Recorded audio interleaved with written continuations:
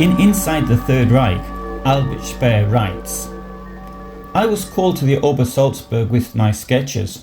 Waiting in the anteroom at the Burghof, pale and agitated, were Leitgen and Pinch, two of Hess's adjutants. They asked if I would let them see Hitler first. They had a personal letter from Hess to transmit to him. At this moment Hitler descended from his room upstairs. One of the adjutants was called into the salon. While I began leafing through my sketches once more, I suddenly heard an inarticulate, almost animal cry.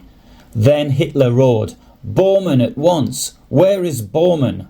Bormann was told to get in touch with Goering, Ribbentrop, Goebbels and Himmler by the fastest means possible. All private guests were confined to the upper floor. Many hours passed before we learned what had happened.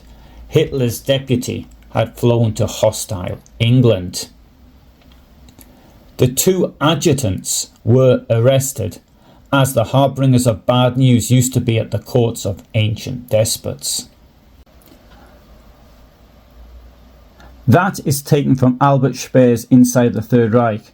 I know that there are problems with Inside the Third Reich. However, as Speer had no reason to change the facts here, I am assuming that this is correct. Of course, I am also assuming that Hitler went berserk when he found out that Hess had flown to the United Kingdom, and thus, logically, he didn't know about it. However, it does of course need to be pointed out that there are contrary views.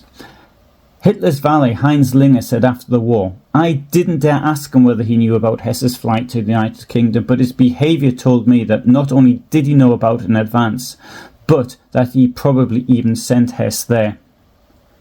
Both Ernst Wilhelm Böhler, the head of the Nazi Party's foreign organisation, and Hermann Göring's adjutant Karl-Heinz Bodenschatz, who was staying at the Obersalzberg at the time when Hitler received the news about Hess's flight, also expressed the opinion that Hitler knew about the flight.